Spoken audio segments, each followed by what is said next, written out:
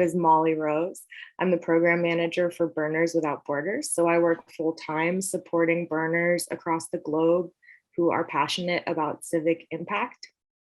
And it's a real honor to be here and to be supporting and shining a spotlight on some of the burners in our community who have really been demonstrating the 10 principles and their civic impact over the past few months and years. So I'm very excited to be here with all of you. Our panel, as was kind of mentioned in the plenary, is hoping to address some of the feedback that we've heard from the network, asking for support around civic project development. And we're excited to just continue to share models that are accessible and that have been created by our peers. I'll just remind all of us to remember the community agreements that were shared during the plenary. Please keep yourself on mute. Please speak from your own experience. Please share the air and step up if you don't speak very often, and maybe hold back if you've already said a few things. And own your own commitments. If you hear of something that is exciting and that inspires you to action, take personal responsibility to follow up with that and make sure that you're able to take that action. And just to tell you what's going to happen over our 75 minutes or so, I'm going to share a little bit more about Burners Without Borders and the ways that we support a network of impact leaders. And then we're going to hear from 4 of our peer leaders in the civic community about their unique approaches to impact. And then we're going to go into a working session or Q&A to really focus in on the nuts and bolts of organizing grassroots civic impact. So we hope that by the end of this breakout, you have heard some ideas or feedback or had some bit of conversation that might be able to apply to your own work. So I'm going to pause there and just see if there's any questions. And then I'm going to go ahead and share my screen. While I'm sharing my screen, I'm not really able to see the Slack, so please just butt in and tell me if something needs to change. But I just am going to kick us off with some orientation to share for those that aren't aware just what Burners Without Borders is. We have a whole origin story, which I am not going to get into because today we really want to focus on the peer leaders who are sharing time with us. But I'll just tell you that, the mission of Burners Without Borders is to promote activities around the world that support communities' inherent capacity to thrive. We encourage innovative approaches to disaster relief and grassroots initiatives that make a positive impact. And at the kind of highest level, most overarching, we are a grassroots, volunteer-driven community leadership organization whose goal is to unlock the creativity of local communities to bring about meaningful change. So this looks different in every application for every community. And just to give you a little bit, let's see here. Great. And to give you a snapshot of that, I just wanted to show y'all, these are the subject areas over the past couple of years. In my role and with some of my colleagues, we've been communicating with project leaders and trying to refine the subject area list for what Burners Without Borders projects and burner supported project areas are. And we wanted to kind of align that with the more common language that people in civic impact work use, the kind of language that grant makers are using, something that would help our community communicate a little bit more clearly with those who are maybe culturally different from us. And as you can see, it spans almost every version of impact. So everything from supporting, animal shelters that are under-resourced to, as we're going to hear from Misha today, creating backpack projects to offer supplies to community members that are experiencing homelessness or on the run from war, to doing land cleaning projects, whether it's a beach or whether it's fire remediation or whether it's an urban, city cleanup. All of these things fall into the Burners Without Borders network and fall into the milieu, that's a weird word, but that's the one that came to mind, of what folks in our community are doing out there to create change and to affect quality of life for themselves and their communities. And a couple more things that I just wanted to share to set the stage for our conversation today and about initiating civic projects. And we're going to hear from people who have a lot of good little nuggets of wisdom that I'll kind of try to call out when they come up. But we always encourage as much collaboration as possible. And you're going to hear about that today. There's almost never any reason to reinvent the wheel. And when you have a passion for civic impact, there's almost always someone who's been passionate about that and experienced in it longer than you. And so there's always things to learn and always people to partner with, no matter what your interest. Burners Without Borders is here to work with folks at every stage of leadership. We work with people who are experienced in doing project management. We work with people who are doing something for the very first time and offer support from promotion to connections in the network, coaching and advising, and some tools and Google Doc resources to help orient you.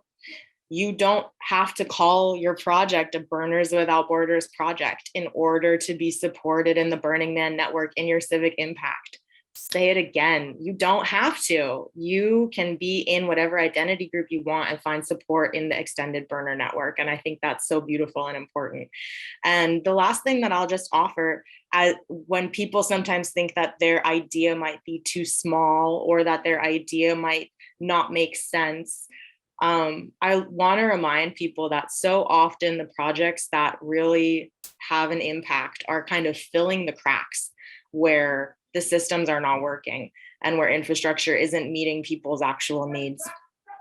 And that's where I want to end, because it's a really perfect segue into just getting right into introducing our incredible panelists. I'll just show you that on the last slide of this deck, I have a few links, and I'm going to stop sharing my screen. Did I do it? No, I'm going to stop sharing my screen. There we go. And then while we hear from our panelists, I'll share that Google slide deck into the chat box so that you all can take a look at it and also follow those links. But before I do that, I am just going to introduce our incredible panelists today. And I want to introduce them in alphabetical order. So birthday, I didn't get your bio. So perhaps you could just come off mute and just say like 1 or 2 sentences about your relationship to Burning Man culture and the projects you're sharing about today. Just real brief. Absolutely. I'm birthday. I'm in Colorado. I've done event production for 7 years now with Burning Man locally, and never imagined that I would be involved in a civic project, but happened to be involved in a gigantic one right now, and really happy to be here. Thanks. Nice. Oh, and I just saw that actually I did have it, but it has your actual name, which is Steve, which alphabetically does not come first. So we're doing great. Thank you, birthday. Our next panelist that I'm excited to introduce is Caroline Kert, or Caroshine, or Shine. Shine is the Burning Man Regional Contact for Boulder, the member of the Boulder Arts Commission, and is a principal attorney at Creative Legal in Boulder. And within this breakout, they're going to be speaking about the Temple of Tranquility. As we heard, they're an advisory committee member, and we're excited to get more into the nitty-gritty of that project in this breakout. The next panelist that I'm excited to introduce is Misa Rygrova, Czech Regional Contact, former Burning Man Project Global Fellow, and started the Regional Event Lead Mentorship Program in Black Rock City. And for the purposes of our time today, Misa is going to be sharing about their experience co-writing instructions for the Backpacks for Ukraine project, which was inspired by another Burners Without Borders group and their long-term project. So the cycle of impact of peer learning is really exciting on that case study. And finally, I'm also super grateful to be able to share that Volodymyr Nedogoda, thank you, is here with us today. Hey, Volodymyr. And as we saw in the plenary, Volodymyr is a Burning Man artist, leader of the Art Misto creative team, organizer of official regional events in Ukraine, and active supporter of Ukraine during this hard time. in terms of the 10 principles. Volodymyr lives in the Lviv region of Ukraine, where he lives with his partner and 1-year-old son, helped found and produce Magic Forest, the official Burning Man regional event in that city. And in today's workshop, we're just going to hear a lot more about how he's been applying his planning and logistical skills to work with contacts in several urban centers in Ukraine, identifying high priority donation needs like medical supplies, which he's been sourcing from other countries. So again, just super grateful to have the people who are taking time and attention in their lives to be here today. And if you did attend the plenary, then you are queued up already to have a bit of a deeper discussion about some of these projects. But each panelist is going to be given like about 10 minutes to give an introduction and overview and set the stage for our Q&A about their project. So we're going to jump right in. And we're going to start with Misha. Super excited to hear more about the Backpacks for Ukraine project. So Misha, the floor is yours.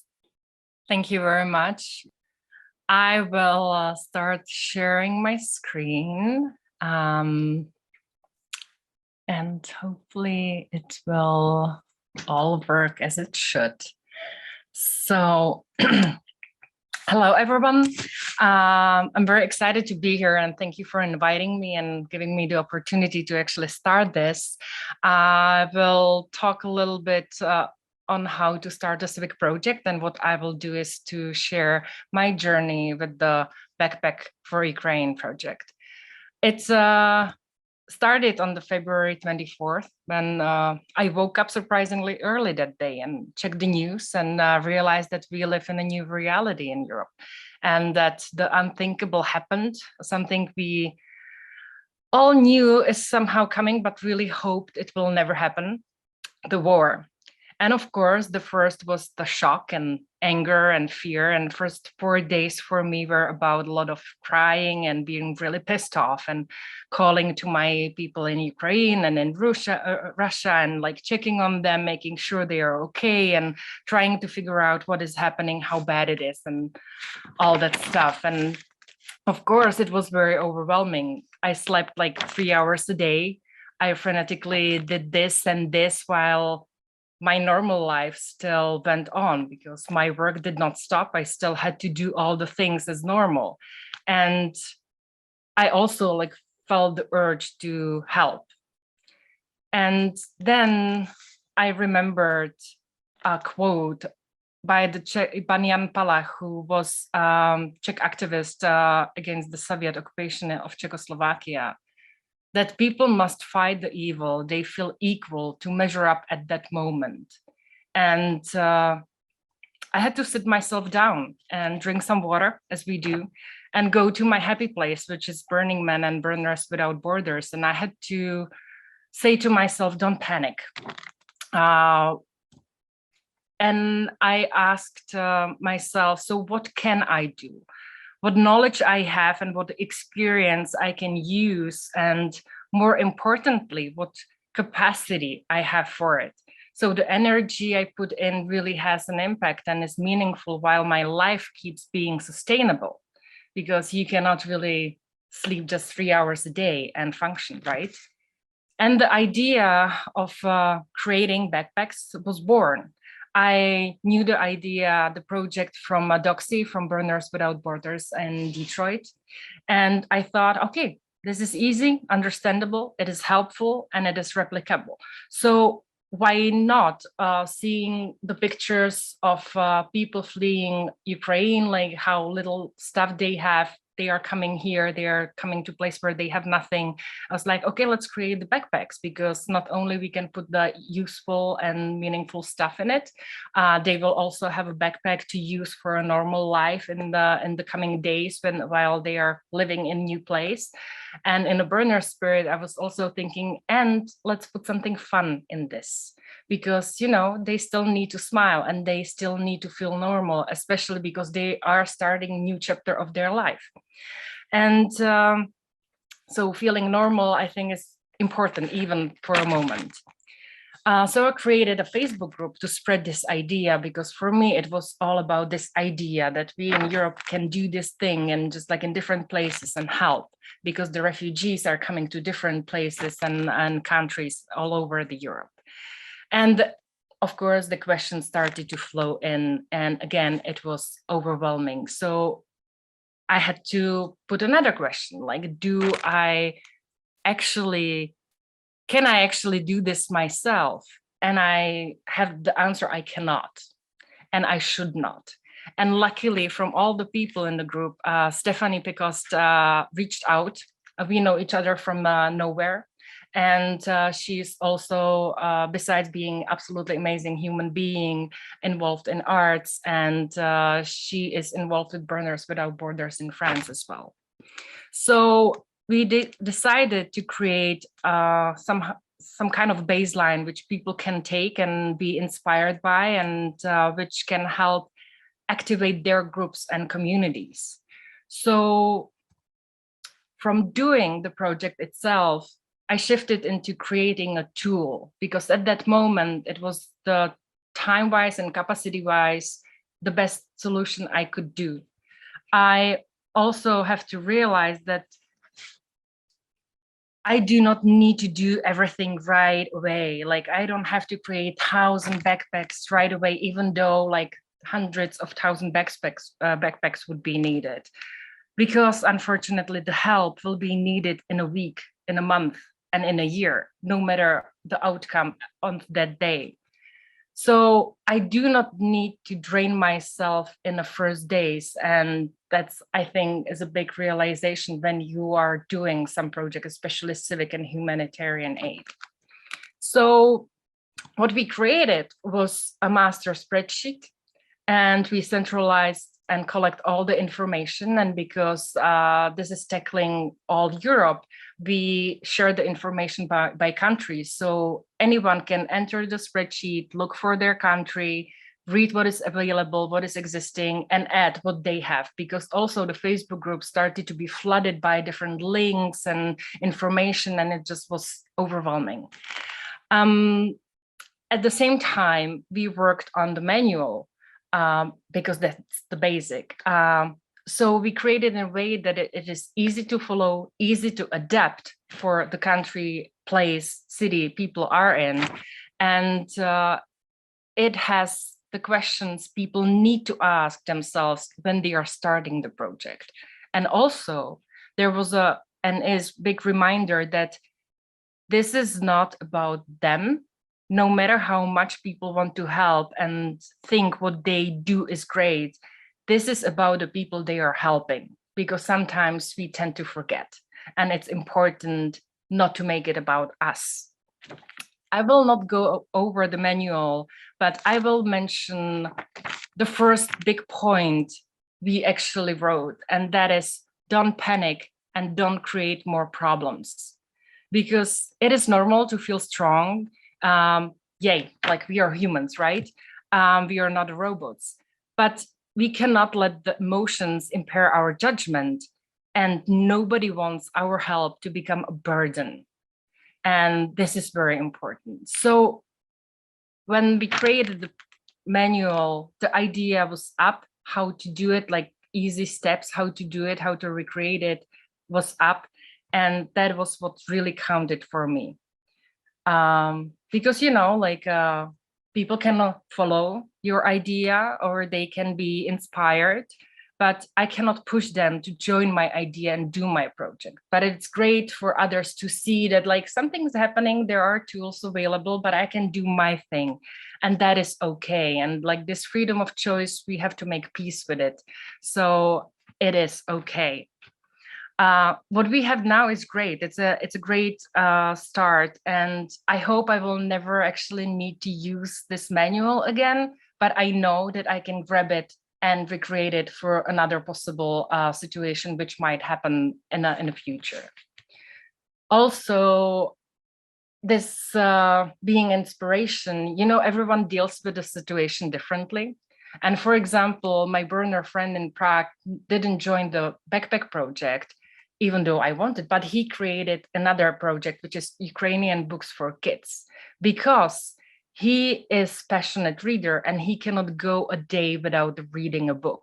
So the idea that refugees don't have anything to read because it doesn't exist in their language in my country was unbearable for him. So he contacted the bookshops in Ukraine, asked them if they are able to send books or if he can buy books. He, with friends, collected money and is collecting money, buying books in Ukraine. And with the help of Ukrainian embassy in Prague, they are shipping the books to Czech Republic, and they are giving them to municipal libraries, so anyone can actually get the read them for free. But the inspiration also comes like from even many other and unpredictable ways. Some time ago, once, well, actually more times, we were sitting with my friend David over a beer, and David has a company for a staff management system, but we talked about Burning Man for hours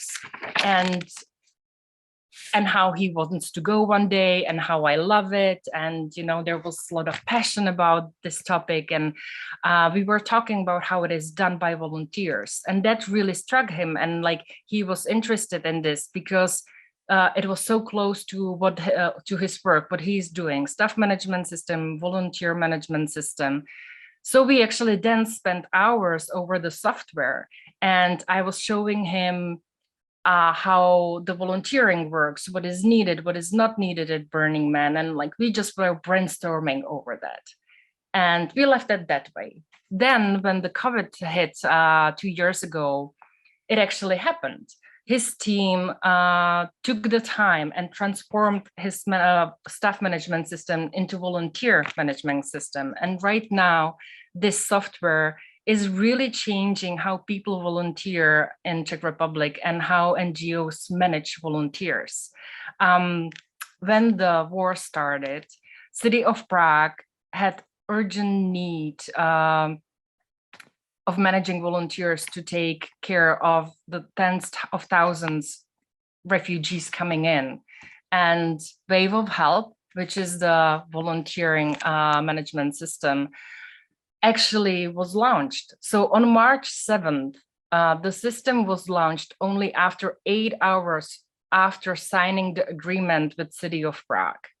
And in the first 3 weeks, more than 10,000 people registered to volunteer.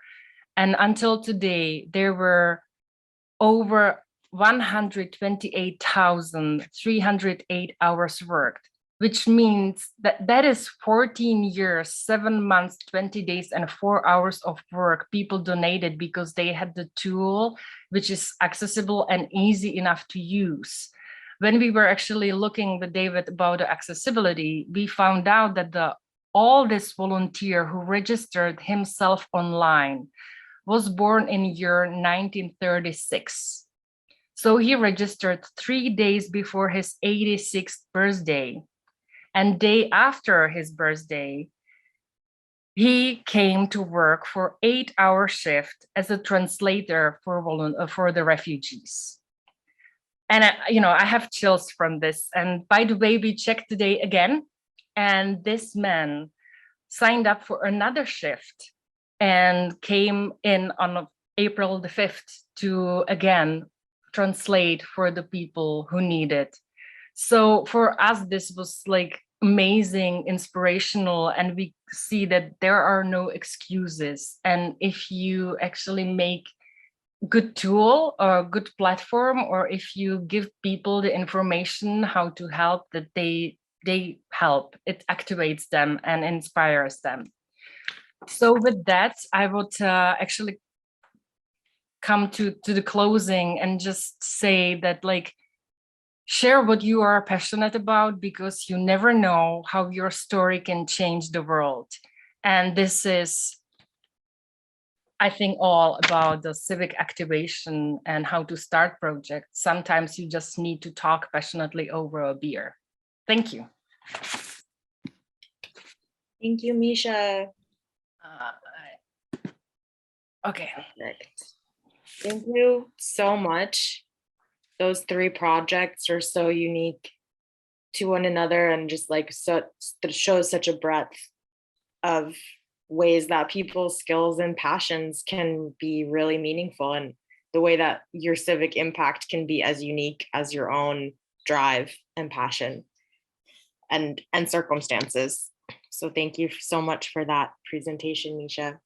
And I think that really primed us to move into our next presentation, which is also just all about passion and circumstances.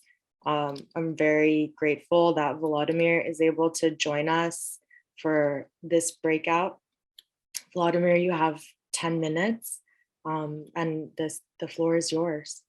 Okay, thank you very much. I didn't prepare any presentation, sorry. No problem. There's no chance for it, so probably I'll just tell you our story and what we are doing now during this 54 maybe days. So formally I was like an artist in Burning Man, but in the early morning of February 24, my 1-year-old son woke me up and there was an alarm, and I just read that Russian soldiers and Russian people attacked Ukraine and started this terrible war.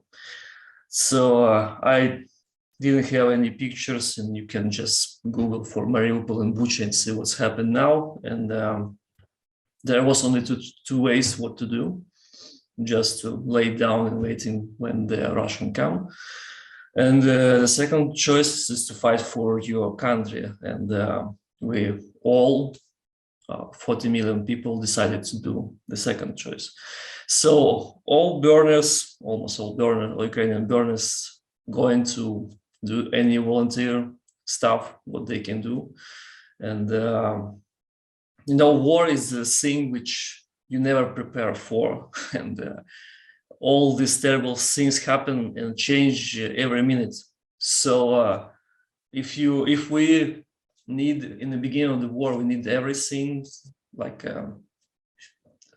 any stuff, we need any stuff. So for 1 week, the whole things just change dramatically. And if we looking for just some backpacks in the first week, then for bulletproofs in the second week, now we are buying the vans and the ambulances to drive them for a front line. And this is one of the projects which I'm taking part. And from the very first day, thanks for Steve Maruska, he contacted me and other guys and share his thoughts about this, and we start to collaborate in some way to find how we can call to action every burner around the world to join us, because for us here in Ukraine, we feel very strong what is the 10 principles about now, so we obviously we forget about all the parties. I donate my own art to some humanitarian needs, and as well as other Ukrainian artists donate their arts because it contains some iron stuff, etc., which need more important things than arts now. So we began to find a way how to involve people around the world, and I wrote to every regional contact in Europe and got the answer only from the friends. They provide a lot of really good information how to help for refugees, because now we have 4.5 million refugees in Europe. You can just imagine how big it is. I'm living in the city of Lviv in the western part of Ukraine, and we have 300,000 refugees now. It's 30% of our population. So of course we need a lot of stuff, and it was a big mess for the first time, of course, because you need all the things and you don't know how to do, and you need to manage everything. So we've been like in a giant octopuses, because you made the cocktails with the one hand, you buy some equipment for refugees by the other hand, and you drive into front line to deliver some specific stuff. And I know it's hard to imagine what is the war about, and I don't want to really boring you about the bad things. What I really want to say, that's please don't be shy to look up and see the real things in the default world and help us. And we are in contact and in a good collaboration with Burners Without Borders, and they made a good page where you can find the links of what we are doing, what we need from you right now. And unfortunately, all the things which you read in history books like 300 Spartanians or DD, they are happening right now here in Mariupol, which are destroyed for 95%. It's like a desert, but without, without any parties. Or we are preparing for an absolutely dramatic battle in, looks like in the next week on the east. So we need your help right now with buying medical equipment, with helping to buy the vans and ambulances. This is what we are needed right now. It's really very, very important things, and you can involve everyone, because your donation for, I don't know, 10, 20 bucks could literally save the lives. You can just find and buy some kind of tourniquets which stop the blood. It costs $20, I believe, I don't know. And it will save the life. And this is what we are doing now. So I'm taking part in a few projects, and one of these, it's helping for refugees. We made some kind of form for everyone in Europe, in the United States. They could fill the form, how they could help for refugees with accommodation or with law support or something like this. And we help a few hundred of people to move from Ukraine and find some help in other countries. And I personally know how it's hard, because my wife and son, they now in Slovakia, and probably they will need to go for another country now, because it's very hard to find a place now. It's hard to find 4.5 apartments in one time. And I'm sorry but the books, it's not what they need right now. They need just, more different help, because the things changed very fast, And we help for refugees. We buy the ambulances. It's an amazing project. It's a really amazing project, because there are lots of old vans around Europe that cost just a few $1,000s. And thanks God, we collect about 60,000 euro yesterday. So we're able to buy, we're able to buy, I don't know, maybe 10, maybe 15 vans and move them forward with the next line for front line. And I really hope this will save a lot of lives. And my team, we wanted to make a mutant vehicle this year for Burning Man, but now we just get the request how to install some kind of gun on the track. It's weird things. It's weird things that can to be imagined in a normal life, and probably you don't need to imagine it. But what you really need to know, that's now we all need to be together and to be a pure burners. And I want to say that we have a unique culture, and we say that we are changing the world for a good place. So it's time to convert the words into the real action. Here we have, I see, only 23 participants, not 100 or 1,000. But we started our collaboration with regional network only with 3 people, and we get a really huge help from a lot of burners around Europe. right now, and you are 22 guys could help us too. If you just share this information, share this page with, I don't know, 10 people, it will be, you know, a lot of help. So yeah, I know most of you are in the United States, it's far away, but the dramatic things happen right now. It's not so far. We live in a small planet, and we are now in very dangerous situation. We all, so don't be spectators and be a pure burners. Thank you. Yeah, you know, I just want to say out loud what Fassman posted in the chat, which is, Volodymyr, we see you, we're here with you. Thank you for sharing your perspective and taking the time to be with us. I feel like I want to say, you know, to our group that one of the things that is so present to me about working in relief projects is that often, like what's happening right now for Volodymyr in Ukraine, is that you are working with and collaborating with people who are actively experiencing trauma every day of that experience. And the work that Volodymyr has been doing, connecting and identifying needs and materials, and just sort of being a channel to bring people together, is the beginning of long-term work. No matter what happens, no matter when the conflict or when a war ends, the fallout from having a war is very long-term. And so the work that Volodymyr and that others that he was mentioning have been doing becomes even more valuable after the active, aggressive crisis has passed.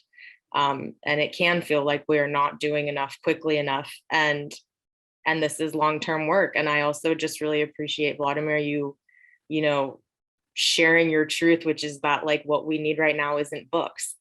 And that is such a true and valid, real experience that people are having. And it just goes to demonstrate the real breadth of what is needed to really care for people on a holistic level and to work on healing. And so just like, yeah, holding a lot of tenderness and care for what was just shared with us. I'm grateful that our next panelists are going to be kind of moving us into that part of the conversation about what happens afterwards. You know, and so I'm going to pass the stage over to, well, actually, maybe I'll just take a big old breath together, just like really holding Volodymyr and that care for our community.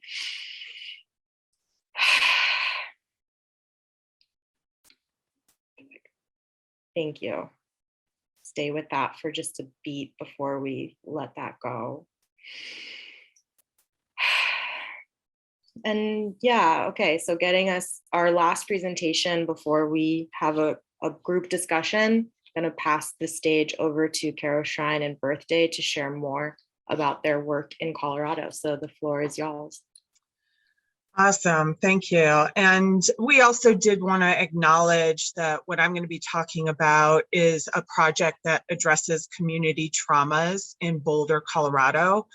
And that's a vastly different scale and intensity than what's being experienced by the people of Ukraine. So those of us working on the Temple of Tranquility really wanted to pass a personal message to Volodymyr that thank you for the work that you're doing. Our hearts and our minds are with the people of Ukraine. Slava Ukraini. And Birthday is here. He's going to join his voice during the questions and answer period. So I'll share my screen, and hopefully all of you were in the plenary session, and so have a really good overview of the Temple of Tranquility project. But just as a quick refresher, sorry, I started at the end. That's not where you start. Our project was really inspired in the middle of a global pandemic, and when America was facing important racial conversations and political strife.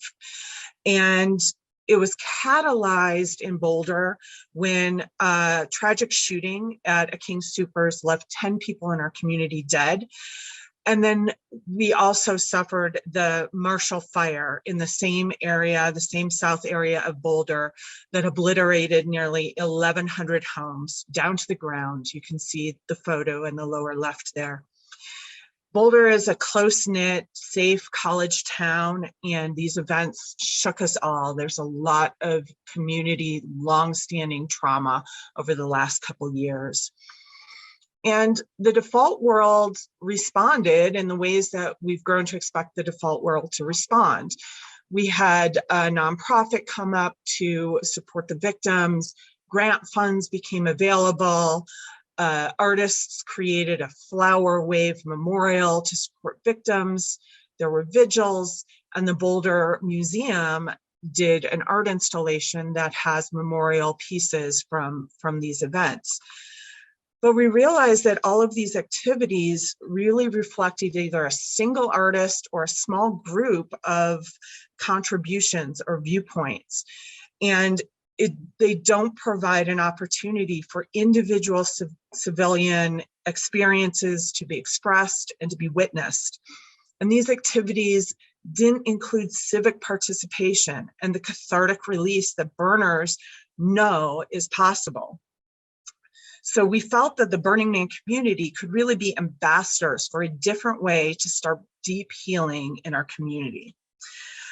Our vision was that we have a participatory experience, that this was a project created by the community for the community, and one that fostered catharsis and healing through active expression and release. And like Volodymyr said, we really value the idea that there are no spectators in this program. We also felt it was a very key element that people's expressions be witnessed by the community. So we knew that our Burning Man perspectives could bring healing, but how could we convince the city of Boulder to let us do that? In Colorado, we've all been working with cities over a long period to provide decompressions and burn events. And in Boulder, we'd already begun to build rapport with agencies and authorities, and they'd begun to trust us so that they knew that we could do work within their system to bring safe and successful events. And our message to you is that every single successful event and party that you create in communities will create the foundation for your later civic projects. And if you're a newer or a smaller community, it doesn't matter if you don't have a long track record with your city. Don't fear, because what's nice about the regional network and the Burning Man project is you don't have to have laid that groundwork. You can lean on the trust and the social capital that other burners in the community have built for you. And that's what we did when we had the temple idea. We started our entire project by leaning on burners. We emailed the Burning Man project and asked for guidance. And we asked experienced burners to join our advisory committee. We asked the local 501c burner community to commit to bringing volunteers, and we talked to those who came before us in doing default world temples, including the Catharsis on the Mall, the Temple for Parkland, and the Dairyland Temple that are pictured here. So as we talked to these other projects, we were also able to use them as examples in our city of how similar projects have been successful. The advice we got from them all was to start at the top of the city administration and find support and champions there. So another tip for you is to use your vast network and community to help you bridge Burning Man culture into the default world. So on a really logistical scale, this is a visual of how our project unfolded. Our catalytic event was March 22nd with the shooting at King Soopers. And a couple weeks later, by April, we had pulled from the burner sphere and had an advisory committee together, including Renzo Verbeck, who's the local architect and the designer of the Empyrean Temple for this year's Black Rock City. By May, we had brought in our inquiry into the burner sphere by talking to Burning Man and other temple projects. And the Burning Man project had also given us a lot of support by highlighting our project on the international stage to the Regional Contact Network, and also by supporting our request for getting a local fiscal sponsor. So we became really confident that we had the basis in the burner sphere, and only then did we begin reaching out to the highest levels of our city administration. We cold called the mayor, the city manager, everybody on the city council, the chief of the fire and the police departments, and the art departments. About half of the people that we reached out to took meetings with us, and about a quarter of the people that we cold called in full immediately understood our project, understood its value, and said that they could be relied on to remove roadblocks as we needed. So once we felt we had that support at the city levels, and particularly with the support of the city manager, we moved into the city permitting process. And we, again, very intentionally broadened the scope of our conversations. We started talking to other departments and really carefully listening to what they felt were issues and roadblocks for them. We began our imperfect and incomplete special event permit process, and we've continued to be in dialogue as our focus changes. We also began to reach out to local nonprofits who are closely aligned with supporting the healing of individual victims.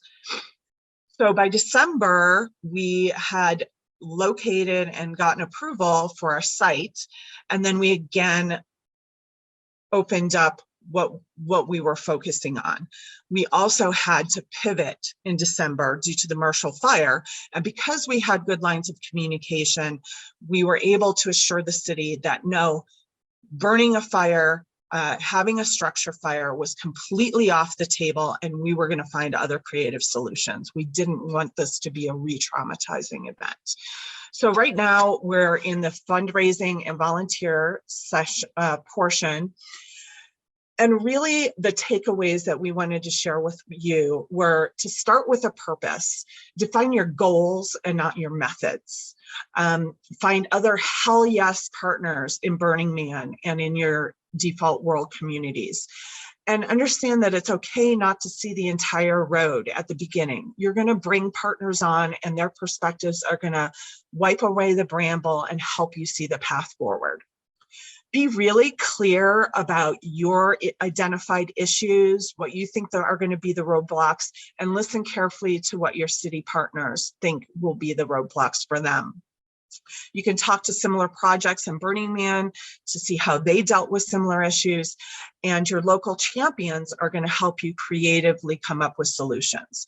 It also helps to find a cadence for your initial planning team. We meet every 2 weeks, and it really helps us keep momentum and keeps our morale up. And finally, stay flexible. We led with purpose and not method, and that allowed us to pivot when we can no longer have a fire. And as Birthday likes to say, you're not really burning until you have a massive failure and you have to pull in the community to help you. So just approaching it with flexibility is going to help you a lot. So where we are right now is we have about $125,000 budget. We're in the middle of fundraising, which is corporate giving and outreach. We again really want to thank BWB Colorado for their very generous fund grant to us. And we're also rallying our Burning Man local leads who can provide that cultural guidance as we bring in more volunteers from the default world. And the message from the temple to you guys thinking of civic projects is, we believe in you, you can do the thing, take it slowly and intentionally, one step at a time. And if you'd like to find out more about the project or how you can plug in, our website is templeoftranquility.org.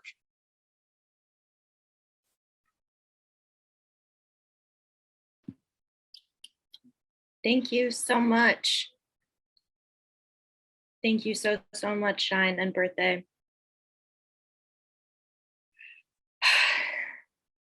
We have a little bit more than 20 minutes to get into discussion.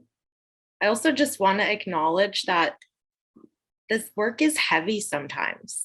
We've heard from some really heavy realities in our breakout today. People are doing impact projects, which are extremely important and are at times life and death. We are dealing with war. We are dealing with environmental, disaster. We are dealing with a lot of things as a community, globally, culturally, that are just really heavy. And so I want to just say that out loud in case anybody is feeling that after listening to some of these realities that have been so vulnerably and intimately shared with us. And it's neither good nor bad. It's just, it is what it is. And I'm grateful that it's in the room. I'm grateful to open up this conversation to start answering some questions.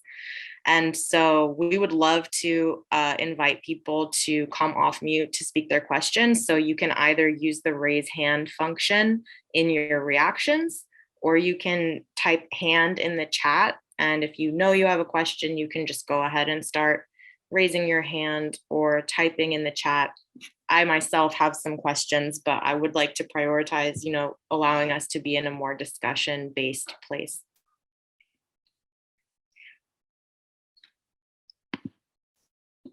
So, just to clarify, birthday, did you have an additional presentation or you were here with Shine? I'm here with Shine. Okay, cool. Sounds good. Thanks for being here. While people, are gathering your questions, maybe gaining some courage to raise your hand and speak out, I'm going to go ahead. Oh, nope, just kidding. We made it. I'm going to go ahead and pass it over to Pixel in Tucson. Go ahead and unmute yourself, Pixel.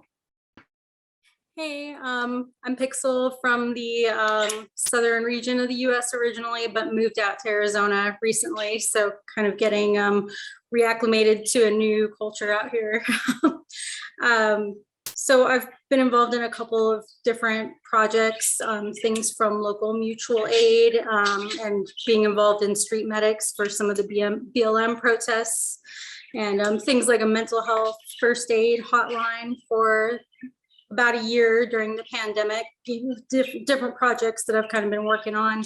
One of the biggest things that I think I've been struggling with is how to kind of overcome some of the apathy that I think I've run into with a lot of burners. I think that there's a lot of very passionate people, but that passion is a bit myopic and tends to be a little bit inward focused and mostly stick to, like the burn culture itself. How do we kind of get people to pop their heads up a little bit more, like, on the ground level? There's a lot of passionate people at the top that I think are involved in civic projects, but I would love to see, a little bit of more engagement from your average burner. And how do we kind of go about triggering that?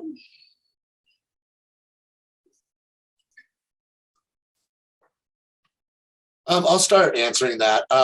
So people like to be part of a project that is happening. They like to be included in things. So kind of once you get started on it, those more apathetic people pop up. Get started on the project and you'll find people join, is what I found.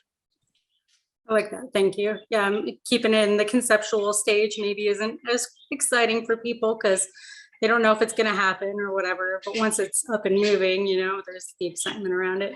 Well, yeah. Thank you. The other thing for our temple project that we did from the outset was to sort of outline what we thought would end up being the volunteer roles. And so when we hear people that are kind of interested, we'll talk about specific matches for different areas and ways that they can get involved and capture their information, even though we're not internally ready to be signing up volunteers, but we try to come up with something specific and have an invite to them to plug in.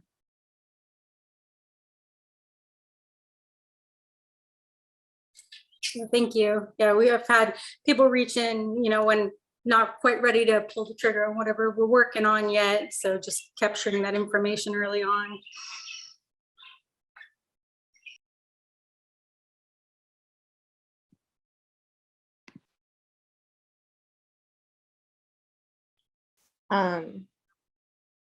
The one other thing I was just sort of seeing if either Volodymyr or Misha wanted to jump in on this answer. I'm so sorry. I just wrote the message for Murphy. He or she is some amazing burner from Germany. Just wrote to me that they wanted to help with our project. So I didn't hear the question. No problem. No problem at all. The question, and I have one thing to add, and then we're gonna hear from Filia. Unless Misha, did you have something you wanted to add? What I want to add, what I wanted to add, I want to add a lot of things, but the most important is we need to wake up. We all, thanks God, we all forget what the war about. We need to all waking up and stop to be just truly pacifist for everything. Sometimes we need to help, because today I'm speaking with you, but I don't know what will be tomorrow. Yesterday, one friend of mine been killed on the front line, and this morning I woke up because 4 missiles dropped on Lviv. So this is reality. This is not on the TV show. So yeah, just let's be a pure burners. So let's show for the world who we are, what is our culture about. So let's show for everyone who said that we are just a festival for rich guys and sparkle ponies in the desert, that we are not, that we are culture with a philosophy, and we could do the world like a better things, better place for living. So maybe that's what I want to say. Thank you. It speaks exactly to the question of what to do with apathy. And Lauren put into the chat box also, that building interpersonal relationships can help fight apathy. And it's the same vein of just personalizing, helping people understand the stake that they have in what you're doing. And if people are feeling, the two things I would add, if people seem to be apathetic about your initiative, then if it were me, I might get curious about why that initiative, and getting curious about what the community is not apathetic about. And the other one is so important to me, which is reframing what success looks like when you're getting a civic impact project started. Can feel like everything that we see is big or funded or has infrastructure or is more than 4 people. But it's not. A lot of the time it's a handful of friends doing something because there's shared care there, and that is often how things that can scale begin. Nisha, anything you want to add before we go to Filia? I can shortly, we have a little bit different situation in Czech Republic because a lot of the Czech burners come from their own communities. Like there is a lot of art, theater, creative stuff. So the people who go or like our burners actually have their own communities. And for a long time, I was struggling that we don't have functioning community, they are apathetic. But then I realized that actually all the people are involved in their communities and in their projects. So if there is not one joint one, I couldn't make peace with that for a long time. And I thought it's a failure, but then I realized it's not. They are actually taking the culture and bringing the culture of Burning Man and the principles into way broader audience and their communities, and it is there. So we just don't have a burner project, but actually all the people are active somewhere else, and I cannot kind of see not having the actual Burning Man project as a failure. So it is also one thing how to look at it. Sometimes it's not apathy, sometimes it's just people are active somewhere else.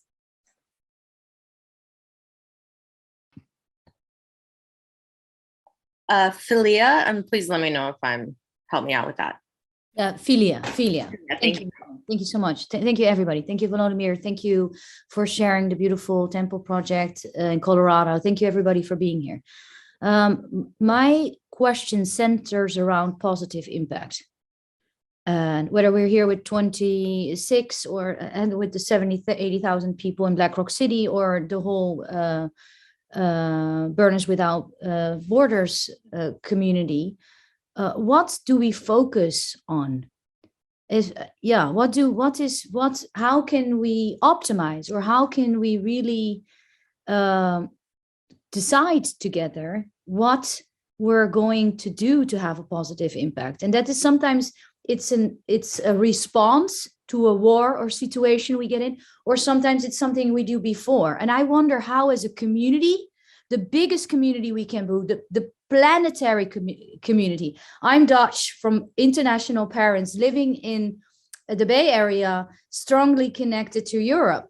How can we together do something before something happens, and after and all the time? And what is it that we decide together to do, so that we can optimize? Because there's all these initiatives, 25 here, 25 there, 60 there. What do we do together to focus? I've been really in the Burning Man community looking into creating a model or template, or looking into a way to measure and to streamline our efforts. And I'm in awe with our community. I'm really in awe. So all I do is to try to find ways to optimize and help catalyze. So I would love to hear about the ideas that are there in our community, to learn from that.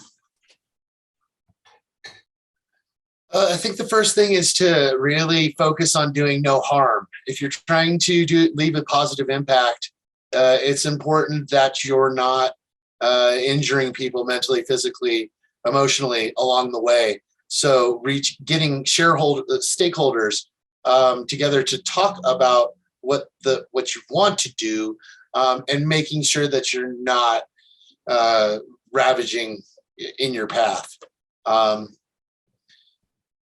Okay, that's no harm.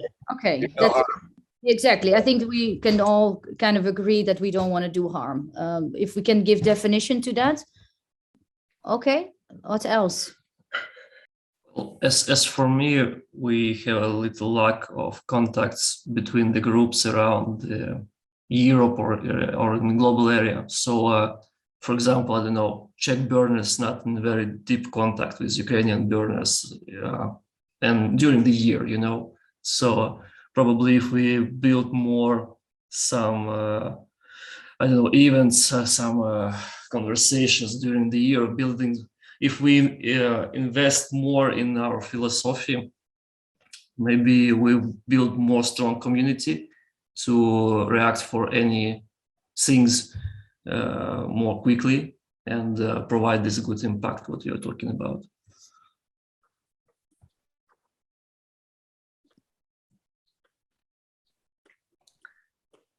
I would add also, but I learned that education and mentorship and actually sharing the experience, creating templates and sharing that is a great way, because that's something which is spreadable, if I may use this weird word, and different people can take it on and learn from that, and maybe invite others, and this is scalable and just like goes like the snowball, it just like takes more and more people on. So it was with creating the mentorship program in Black Rock City, which from the beginning hoped pairing like leaders from the regional events with the leaders in Black Rock City, but also there was this back-end idea that maybe the leaders from Black Rock City would go to regionals and learn from them, because it goes both ways, and it happened. So, and then like you have these things, mentoring, educating, spreading the information, creating templates for projects, and sharing how to create the projects so people can learn and try and get better.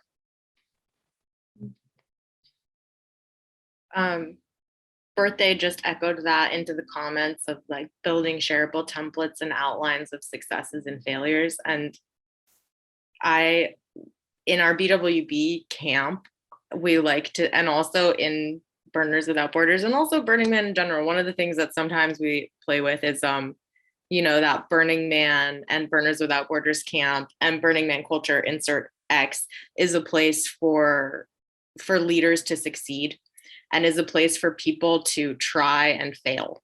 And another way that I've heard Burning Man described that I really like is as a permission engine. And so when I think about your question of what is it that is our shared work as a community, those are kind of the things that come to mind. Like, how can we create permission engines for our community that span outside of Burning Man? How can we create a culture and support a culture and help collaboratively build a culture that is bringing the knowledge that creative expression is integral to a high quality of life on an individual and community level, and that we all deserve access to that. Tifan? Yeah, I've been contacted personally by David, who created Care Bridge for Ukraine. So we are basically focusing on transporting Ukrainian from the border to Sweden and matching them with families here in Sweden, so they have like a safe space to arrive before going to migration. And one of the things I appreciate in the reaching out, what he did, it was like, of course, reaching out in all the burner groups, but also personally to some people he knows that would probably take a lead. And then I got goosebumps. Every people he knows personally would activate their own network. And then it's a chain. Like, I connect with the people I know, they would follow me. And spreading to the right people is very important as a starter, and having, like, I will repeat, tools to share the information. So right now I'm in Malmö, and there is no one in Malmö from like the Burning Man community that are very, very active. So I went to the Slack of Stockholm and I read all their comments. How did they welcome buses with Ukrainian? And I'm learning from their experience. So all the tools, Slacks, all the templates are very, very useful. I insist in that, and reaching out to key people with a strong network that will reach out in their side as well. Thank you.